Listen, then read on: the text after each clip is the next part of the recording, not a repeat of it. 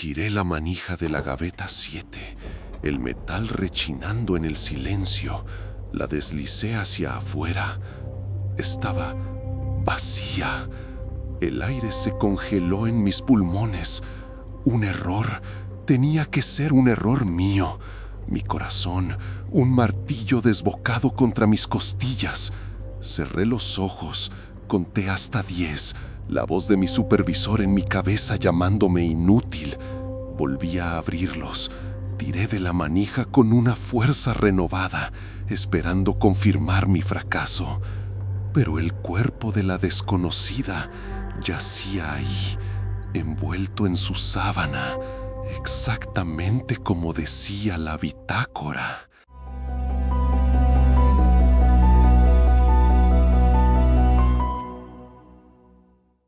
Soy Daniel. Bienvenidos a este archivo sonoro. Lo que están a punto de oír es delicado. Los pasillos de un hospital guardan más que ecos, preservan el pulso de lo que se niega a morir. Este es el testimonio real de 3 almas atrapadas en los sótanos del IMSS, un expediente clasificado por el propio miedo. Pónganse los audífonos y díganos en los comentarios qué es lo más extraño que han visto en un hospital, porque la primera respiración de esta noche comienza ahora. El archivo incompleto del IMSS La Raza, relato real. No es el frío de un invierno en Ecatepec, ese que se cuela por las ventanas mal selladas y muerde los huesos.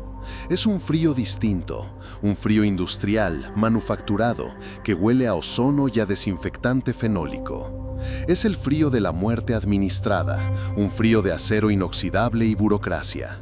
Ese es el frío que aprendí a respirar en el sótano del Centro Médico Nacional La Raza, donde los pasillos no llevan a la recuperación, sino al archivo final.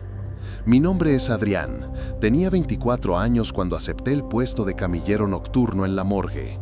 La carrera de contabilidad había quedado truncada, un monumento a la decepción familiar, y después de meses de buscar algo que no fuera el comercio informal, el IMSS se sintió como una victoria pírrica.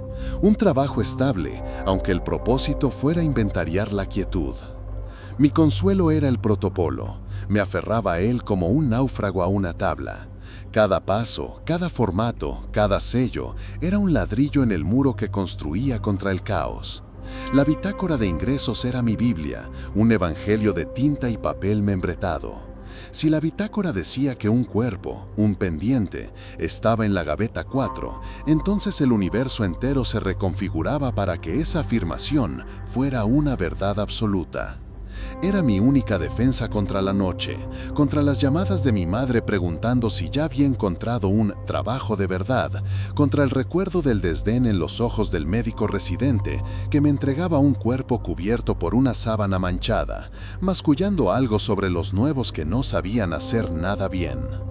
Mi único escape real eran unos audífonos gastados, de los que emanaba el rock urbano de El Aragán y compañía, la banda sonora de mis traslados por un hospital que nunca dormía, un laberinto de lamentos contenidos y el chirrido de ruedas sobre pisos de terrazo. La anomalía comenzó como un susurro en la sinfonía de la rutina, una fisura en la normalidad. Al iniciar mi turno, a las 10 de la noche, el ritual era inmutable: verificar la bitácora, cotejar las etiquetas de los pendientes ingresados y confirmar las temperaturas de las gavetas refrigeradas. El zumbido grave de los compresores era una constante, un mantra que vibraba en el suelo y en mi pecho. Pero esa noche algo estaba mal, en la gaveta número 7. Todas las puertas de acero inoxidable estaban cubiertas por una fina capa de condensación, un rocío helado que hablaba del trabajo incesante de las máquinas. Todas, excepto la 7.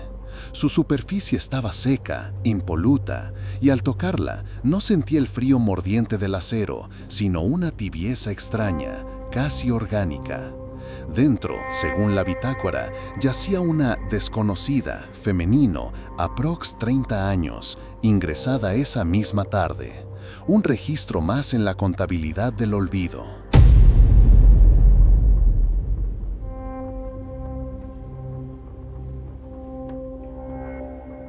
El sistema exigía movimiento.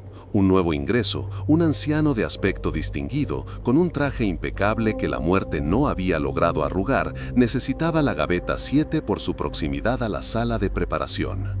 Mi tarea, dictada por el protocolo, era simple: trasladar a la desconocida a la gaveta 12, un simple acto de logística mortuoria. Al salir del área de recepción, me crucé con Ismael, el camillero del turno vespertino, un hombre mayor de hombros caídos y una mirada que parecía haber visto demasiados amaneceres desde ese sótano. Sin mirarme, mientras firmaba su salida, me dijo: «Aquí, la bitácora es Dios. Si el papel dice que ahí está, no le rasques donde no te pica». La advertencia flotó en el aire estéril, tan fuera de lugar como la calidez de la gaveta 7. Giré la manija de la gaveta, el metal rechinando en el silencio. La deslicé hacia afuera. Estaba vacía. El aire se congeló en mis pulmones, un bloque de hielo sólido. Un sudor frío me recorrió la espalda. Mi corazón, un martillo desbocado contra mis costillas. Cerré los ojos, conté hasta 10, la voz de mi madre en mi cabeza llamándome inútil. «Es el cansancio», me dije, «es el estrés». Volví a abrir los ojos, tiré de la manija con una fuerza renovada.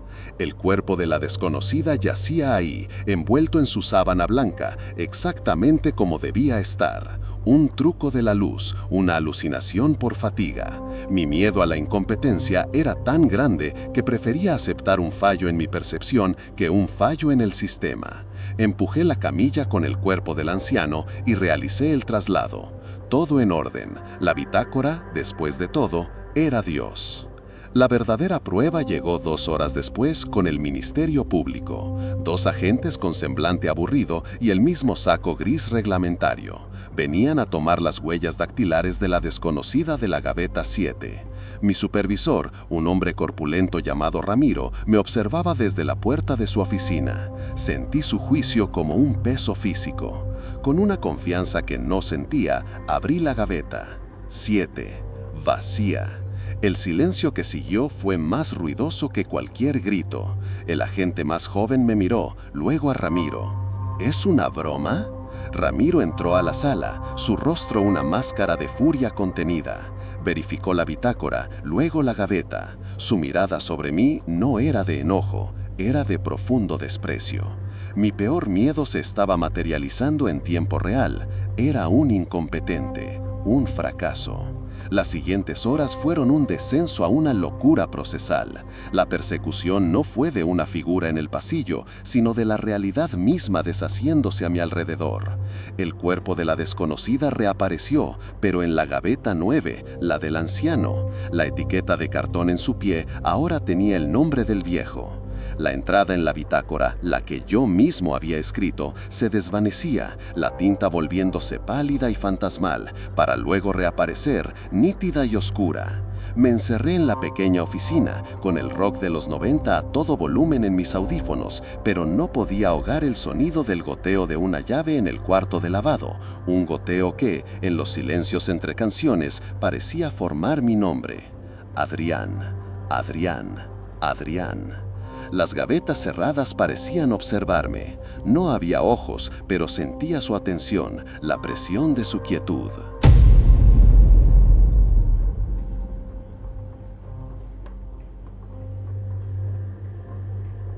Desesperado, decidí usar la lógica del mundo exterior contra la locura de este sótano. Saqué mi celular. Si podía documentarlo, si podía tener una prueba, no estaba loco, era real.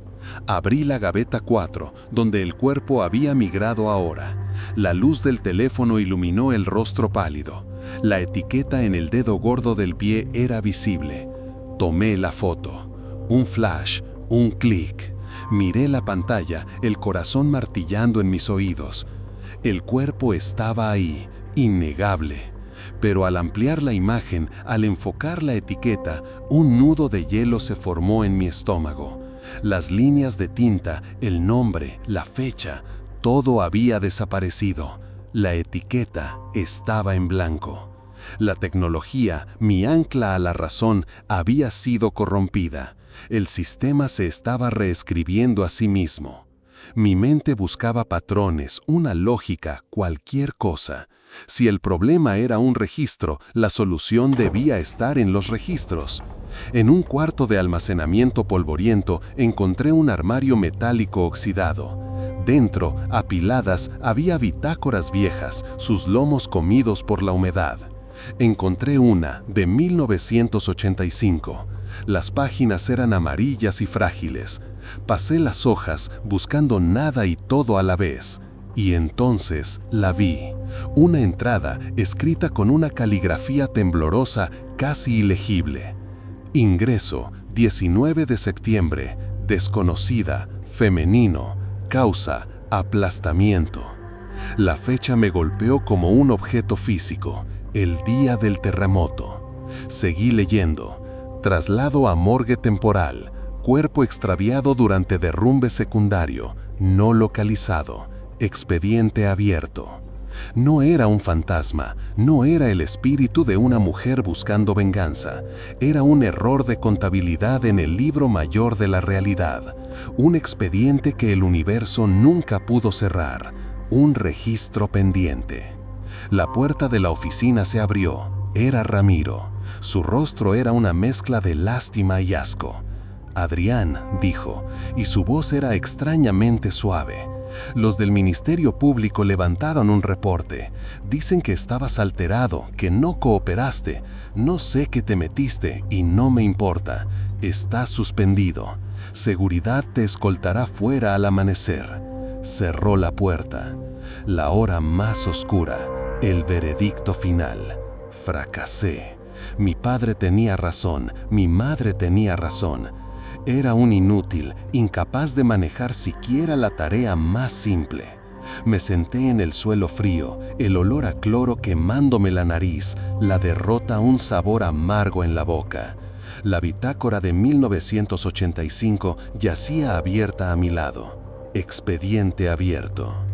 Y en esa quietud, en esa anulación total de mi propósito, llegó la claridad, una epifanía nacida de la desesperación.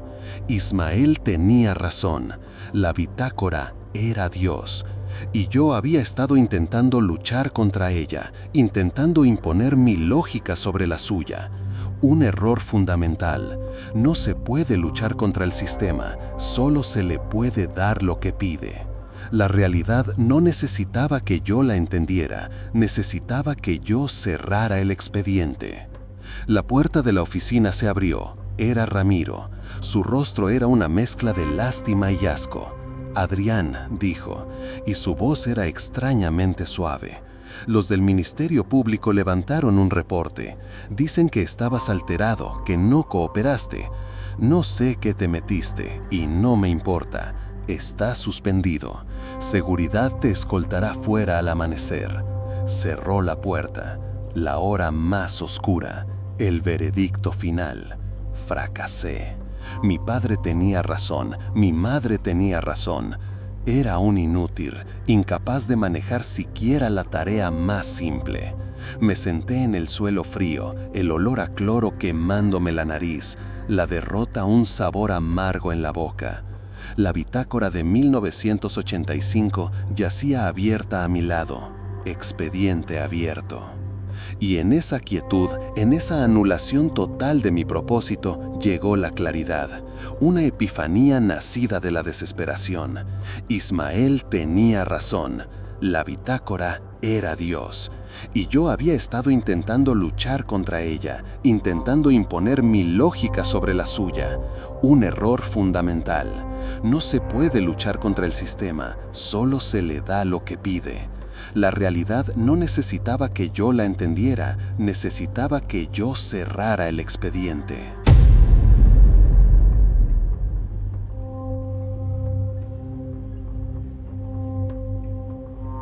Me levanté, no con valentía, sino con la calma solemne de un burócrata a punto de realizar un asiento contable definitivo.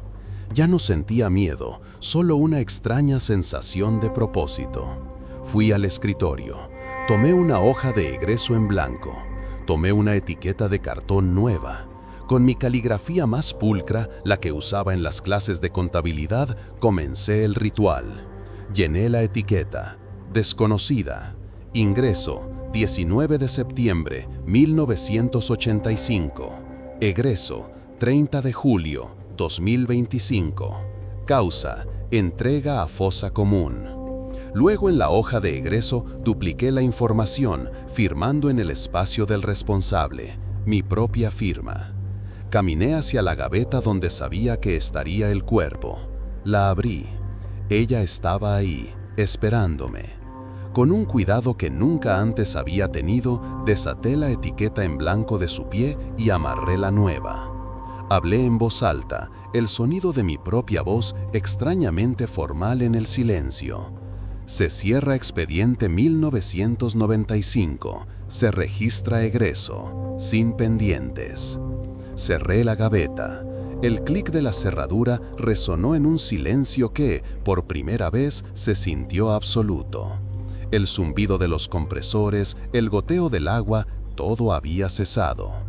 Al amanecer, Ramiro me encontró sentado en el escritorio, con la bitácora de 1985 cerrada frente a mí. Me miró, luego fue a la gaveta 7, la abrió, la cerró. No dijo nada sobre el cuerpo, simplemente me dijo, lárgate y no vuelvas. La victoria fue silenciosa y vacía.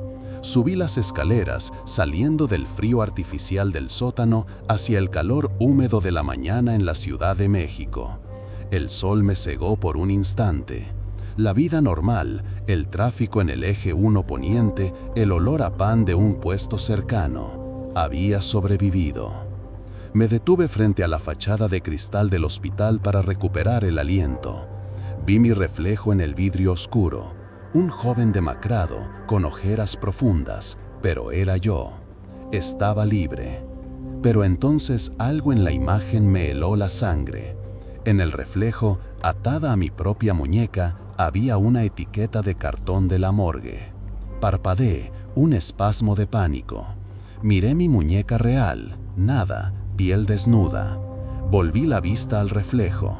Mi imagen en el cristal levantó la cabeza y me miró directamente a los ojos, y entonces, sutilmente, sonrió. Una sonrisa que no era la mía. El sistema había corregido el error. Se había cerrado un expediente y para equilibrar las cuentas se había abierto uno nuevo. La respiración del pulmón de acero en el sótano del IMSS de Orizaba, el eco de la polio, testimonio de un ex trabajador. Mi nombre es Javier. Durante 30 años, mi mundo fue el sótano del Hospital General Regional del IMSS en Orizaba. No el de los pasillos de linóleo pulido ni el de las habitaciones con olor a antiséptico, sino el de abajo, el corazón de la bestia. Un laberinto de tuberías de vapor que sudaban una humedad perpetua, donde el aire era espeso y olía a ozono y a óxido. Yo era el calderista, el de mantenimiento, un hombre de 52 años cuya única Biblia eran los manómetros y cuya única plegaria era el silbido constante de una válvula de presión bien calibrada. La gente de arriba, los doctores, las enfermeras, vivían en un mundo de crisis ruidosas y repentinas. Yo vivía en un mundo de crisis prevenidas, de desastres evitados por el giro preciso de una llave inglesa.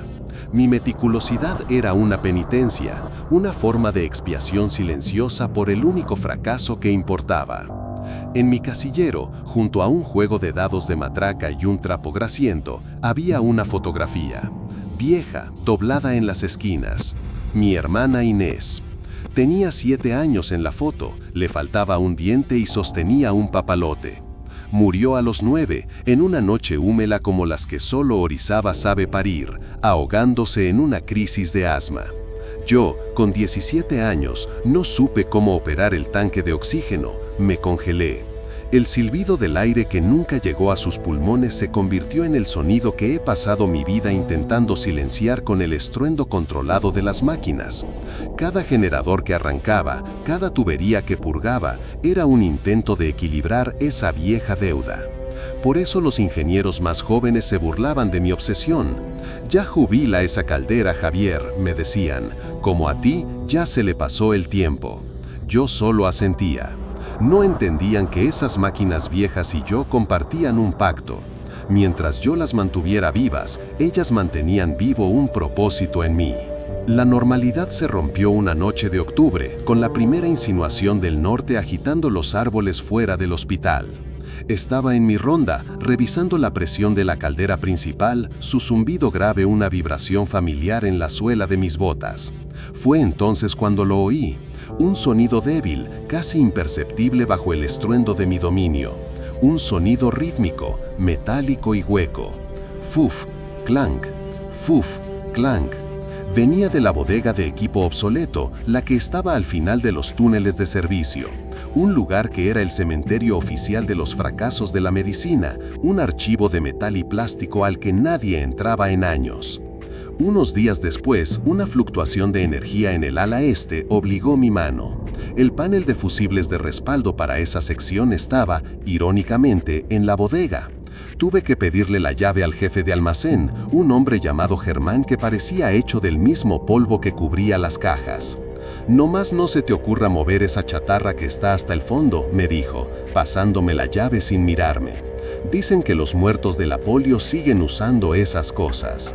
Lo ignoré. Las supersticiones no arreglan los cortocircuitos.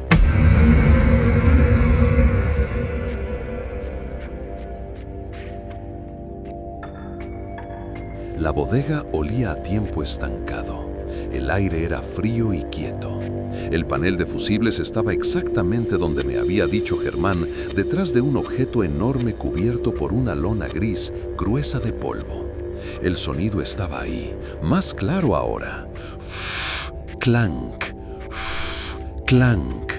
Tiré de la lona. El polvo cayó en una nube sofocante y ante mí apareció un pulmón de acero, un cilindro masivo de metal pintado de un color verde hospitalario, ahora descarapelado, con sus portillas de vidrio opacas y su fuelle de cuero agrietado. Era un sarcófago tecnológico, una reliquia de una guerra perdida contra un virus. El sonido, esa respiración mecánica, emanaba claramente de su interior. Era imposible.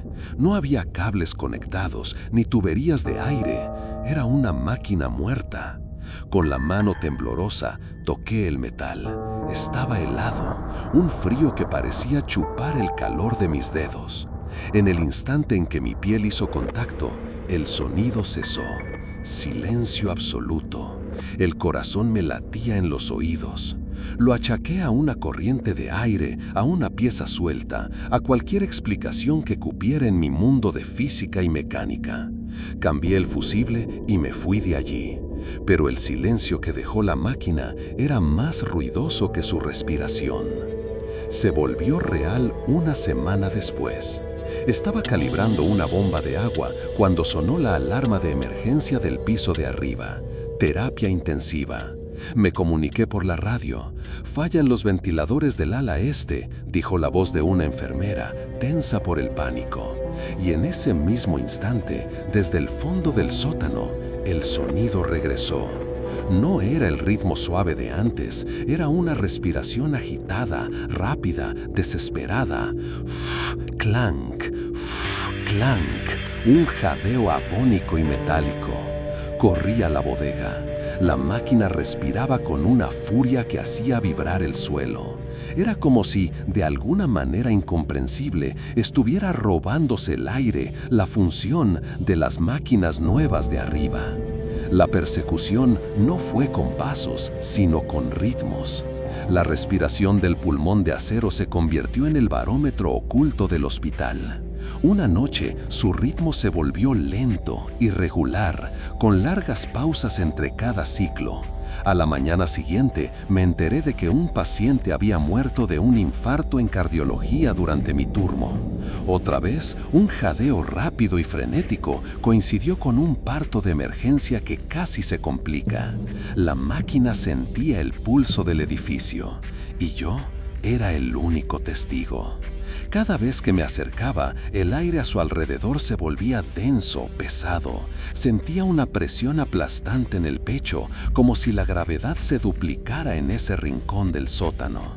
Me costaba respirar. Mi propio cuerpo se estaba sincronizando con su agonía.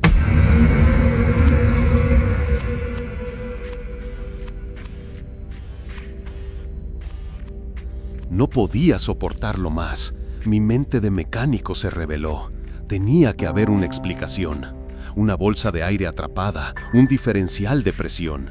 Tenía que ser algo que pudiera desarmar. Una noche, armado con mi caja de herramientas, me enfrenté a la máquina. El sonido era un lamento lento y constante. «Ya basta», le dije al metal. Me arrodillé y empecé a trabajar en el mecanismo del fuelle, buscando la fuente del aire fantasma. Encontré un viejo tornillo de purga, oxidado y duro. Al aplicar fuerza con la llave, giró con un chillido. Y entonces un siseo helado, como el de un gas comprimido, escapó del interior. No era aire, era frío puro. El foco incandescente que colgaba del techo parpadeó violentamente, 1, 2, 3 veces, y luego se apagó, sumergiéndome en una oscuridad absoluta. Y en esa negrura, la respiración se transformó en un grito ahogado, un estertor metálico que parecía venir de todas partes y de ninguna. A la mañana siguiente, temblando, fui a los archivos del hospital. No buscaba registros de mantenimiento, sino de pacientes. Busqué por días, mintiendo sobre una supuesta auditoría de inventario. Finalmente, en una caja de cartón olvidada, encontré los registros de la epidemia de polio de los años 50 en Orizaba. Y allí estaba, una niña, Sofía, 14 años, parálisis total, conectada al pulmón de acero del sótano, el único disponible, aislada para evitar el contagio. Vivió allí abajo, en esa bodega, durante casi 2 años. Su único contacto con el mundo era la enfermera que le leía cuentos. Murió una noche de julio de 1957. Causa de la muerte, asfixia. Falla en el generador de emergencia durante una tormenta. Una falla eléctrica, como la que yo había ido a reparar. El espíritu no embrujaba la máquina, el espíritu era la máquina. Su conciencia, su último aliento, atrapado en un ciclo mecánico eterno. La máquina no respiraba, la máquina recordaba cómo hacerlo. La revelación no trajo paz, sino una agonía más profunda. El sonido se volvió incesante en mi cabeza. Lo oía en mi casa, en la calle, un eco metálico bajo el murmullo de la pluviosilla. La presión en mi pecho se hizo constante. Empecé a jadear al subir escaleras, a toser por la noche. Yo, que nunca había fumado, empecé a sufrir ataques de asma. El trauma de mi hermana, el recuerdo de su pecho inmóvil, regresó con la fuerza de un huracán. La culpa por Inés y la culpa por Sofía se entrelazaron. 2 niñas ahogándose, separadas por décadas, y yo en el centro, inútil, roto.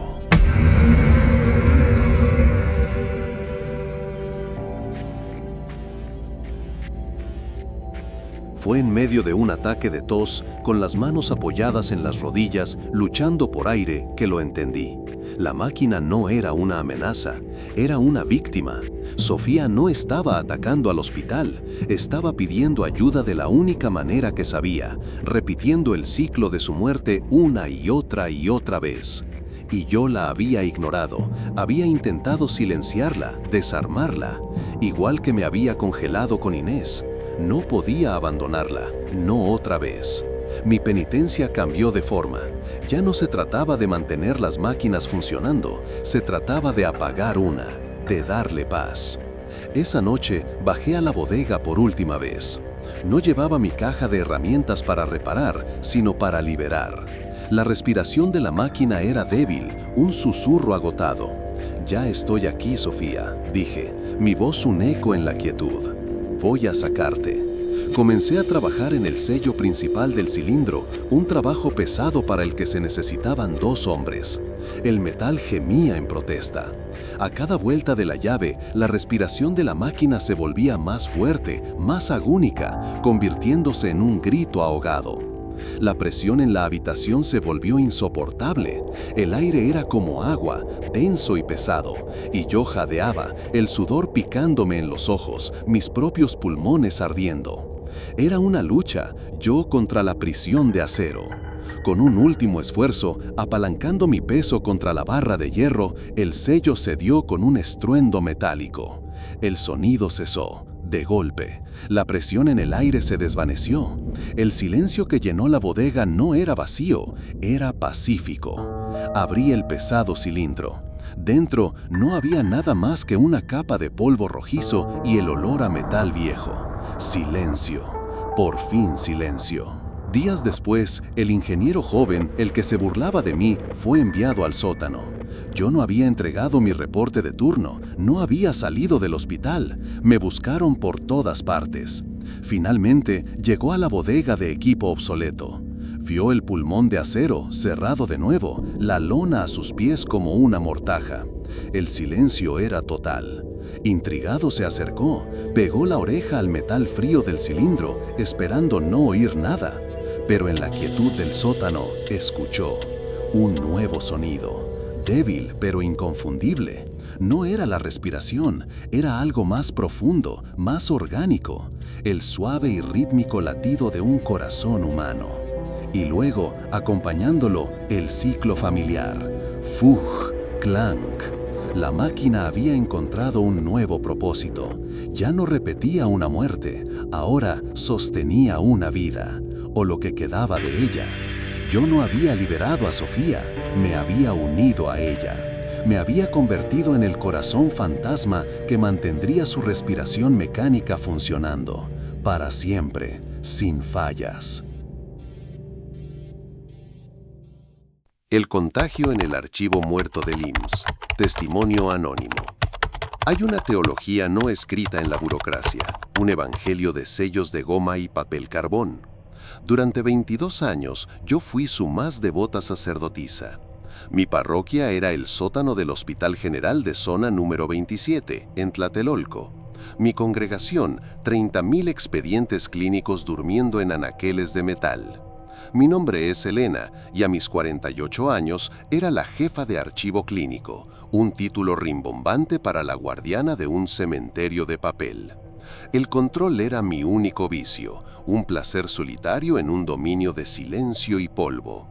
Cada carpeta manila, cada etiqueta mecanografiada, cada número de afiliación era un alma que yo podía ordenar, clasificar y en última instancia olvidar según el protocolo.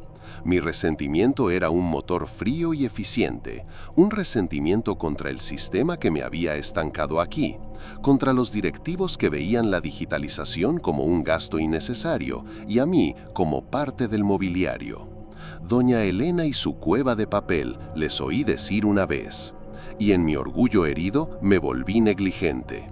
Los protocolos de seguridad, el uso de guantes y mascarillas en las secciones más antiguas eran para los novatos, para los que no entendían el alma del polvo. Yo lo respiraba, lo conocía, era mío.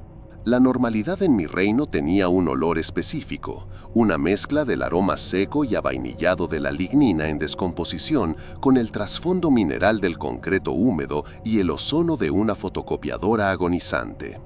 Pero aquel martes de inventario, una nota discordante se coló en la sinfonía. En el pasillo H, la sección más profunda y antigua, donde dormían los expedientes de los años 60, flotaba un olor anómalo. Un olor a tierra mojada, a petrícor, imposible en la aridez controlada de mi sótano. Una rareza, nada más, un capricho del viejo sistema de ventilación. Lo archivé en mi mente como una incidencia menor y continué mi letanía de folios y fechas. La vulnerabilidad, como siempre, se manifestó como una humillación. El subdirector, un joven con más ambición que experiencia, me negó por tercera vez la solicitud para empezar un piloto de digitalización. No hay presupuesto, Elena, dijo con una sonrisa condescendiente. Además, ¿quién lo haría mejor que tú? Eres la memoria histórica de este lugar. La frase era un dardo envenenado, una caricia que ocultaba el insulto. Me llamó reliquia sin usar la palabra. Regresé a mi sótano, el resentimiento un nudo apretado en mi garganta.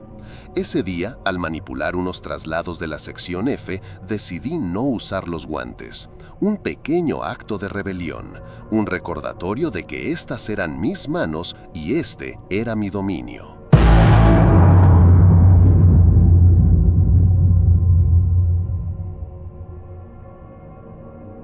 El catalizador del desastre, como no podía ser de otra forma, fue una auditoría. Una orden anónima desde la Dirección General exigiendo la localización de un expediente específico, un paciente fallecido en 1963. La causa de muerte, según la solicitud, era una fiebre hemorrágica no identificada. El folio lo situaba inequívocamente en la sección H60, el epicentro del hedor a tierra mojada. Mientras me dirigía hacia allí, con el carrito de metal rechinando delante de mí, me topé con Manuel, el conserje del turno de noche, un hombre tan antiguo como el propio hospital. Al verme tomar la llave del anaquel H, se detuvo, apoyado en su escoba. «Cuidado con esos papeles, jefa», murmuró, sus ojos fijos en la oscuridad del pasillo. «Unos guardan historias, otros guardan fiebres». Lo miré con el desdén que reservaba para la superstición y la simpleza. Le di la espalda y me adentré en la quietud. El olor a tierra húmeda era más intenso ahora, pero venía mezclado con otra cosa. Algo dulzón y penetrante, como flores de cempasúchil pudriéndose después del Día de Muertos. Localicé el anaquel. H60. El expediente estaba allí, exactamente donde el sistema decía que debía estar. Al sacarlo, sentí la primera violación de las leyes de mi mundo. El cartón de la carpeta no era seco y quebradizo. Estaba frío, pero con una humedad extraña, y su textura era correosa, casi como piel. Contuve la respiración y lo abrí sobre el carrito. El hedor me golpeó en la cara, un miasma nauseabundo de podredumbre floral. Las páginas no estaban simplemente viejas, estaban enfermas, cubiertas por una finísima capa de moho negruzco y fibroso, casi imperceptible, que parecía vibrar bajo la luz amarillenta del foco. Lo cerré de golpe, mi corazón un tambor sordo en el silencio. El contacto había sido hecho. Los días siguientes el fenómeno se comportó como una infección. El moho que había visto en el expediente H60 apareció como una mancha oscura en el anaquel metálico, extendiéndose lentamente desde el punto donde había reposado la carpeta. El hedor ya no estaba confinado a ese pasillo, ahora impregnaba toda la sección H, un recordatorio constante de mi transgresión. Pero la verdadera persecución comenzó cuando el archivo me siguió a casa. Una noche, al abrir mi refrigerador, el mismo olor dulzón y corrupto se escapó, ahogando el aroma de la comida. Un cartón de leche comprado esa misma tarde estaba cuajado y cubierto del mismo moho negruzco. La lechuga, un bulto de descomposición viscosa. El archivo había violado el umbral de mi apartamento. El santuario de mi vida privada estaba siendo colonizado por la enfermedad del pasado. Mi resentimiento se había transformado en un miedo frío y reptante. Decidí que la única solución era la destrucción. No podía registrarlo como dañado, una auditoría estaba en curso. Tenía que hacerlo desaparecer. Bajé al sótano en mitad de la noche, con el expediente H60 metido en una bolsa de plástico. En el cuarto de calderas había un viejo lavadero de concreto. Lo deposité dentro y le prendí fuego con un encendedor. El papel debería haber ardido con voracidad. En cambio, chisporroteó. Las llamas luchaban por prender, lamiendo los bordes del papel sin consumirlo. De las páginas emanaba un humo espeso y acre, con el mismo olor nauseabundo, que llenó el pequeño cuarto y me provocó una arcada violenta.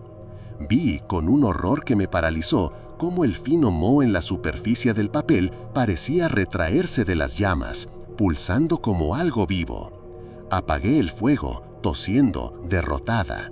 No podía destruirlo, no con fuego.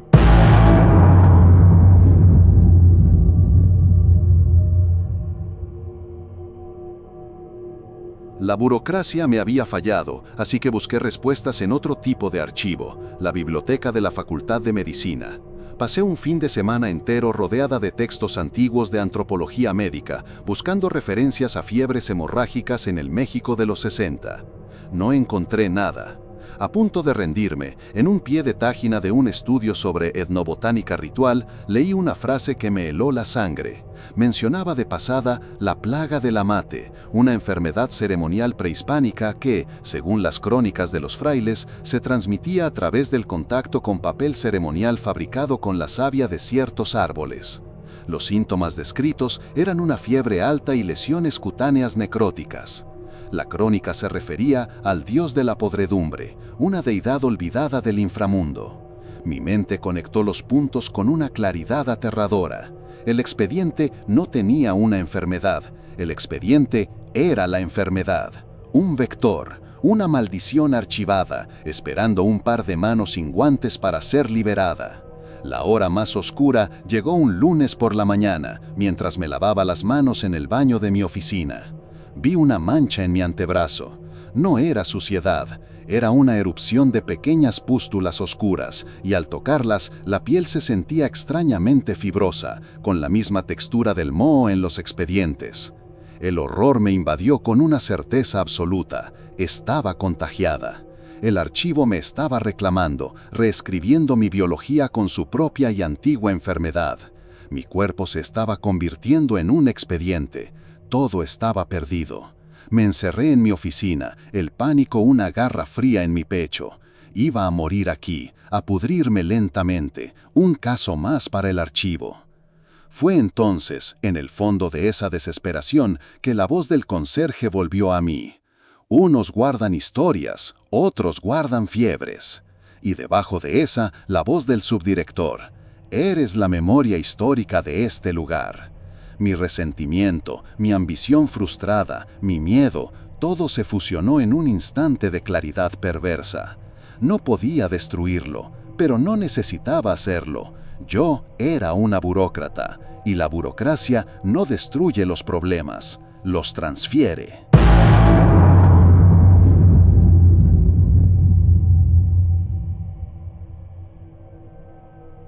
Mi pánico se sublimó en una eficiencia fría y metódica. Pasé las siguientes horas ejecutando el plan más importante de mi carrera. Desempolvé mi vieja máquina de escribir IBM, la que usaba para las etiquetas cuando llegué por primera vez. Falsifiqué una orden de traslado de archivo con una maestría que solo 22 años de práctica podían conferir. La solicitud: traslado urgente de sección H60 a H68 completa al archivo de concentración de la Dirección General para Revisión de Auditoría Histórica, autorizado por subdirección. Estampé un sello que guardaba en mi escritorio, uno que había sido descontinuado hacía una década. Perfecto, irrastreable. Luego, el asalto final. Me puse guantes dobles y una mascarilla N95. Con una calma quirúrgica, empaqueté el expediente H60 y las 2 cajas de archivos a cada lado, los más visiblemente contagiados. Sellé la caja con cinta de embalar y coloqué la orden de traslado en la parte superior. Llamé al servicio de mensajería interna y vi cómo se llevaban la caja, un pequeño caballo de Troya de papel y podredumbre, en camino al corazón del sistema, al escritorio del hombre que había bloqueado mi carrera durante una década. Al día siguiente, el aire en el sótano era distinto. El hedor a cempasúchil y tierra se había ido, reemplazado por el familiar y reconfortante aroma a polvo y tiempo. Fui al pasillo H. La mancha de moho en el anaquel se había secado, era solo una costra de polvo oscuro que limpié con un trapo. Miré mis brazos, la erupción había comenzado a remitir, la piel ya no se sentía fibrosa.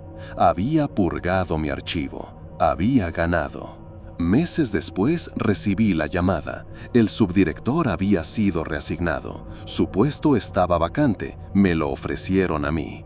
Mi nueva oficina estaba en el primer piso, con una ventana que daba a los jardines de Tlatelolco. Era espaciosa, limpia, impersonal.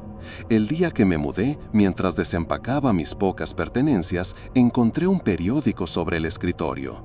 Leí una nota breve en la sección de la ciudad. Clausura temporal por fumigación de emergencia en el Archivo General del IMSS. Se reporta un brote de moho agresivo de origen desconocido. Una sonrisa se dibujó en mi rostro. Sobreviví. Conseguí todo lo que quería. Me había convertido en un monstruo, sí, pero en un monstruo con una oficina con ventana. Firmé mi primer memorándum como subdirectora, mi nombre en una caligrafía clara y firme. Por un instante, bajo la luz fluorescente y blanca de mi nueva oficina, la piel de mi mano, la que sostenía la pluma, pareció adquirir la textura pálida y translúcida del papel viejo. El sistema había sido purgado, y yo me había convertido en su memoria viviente.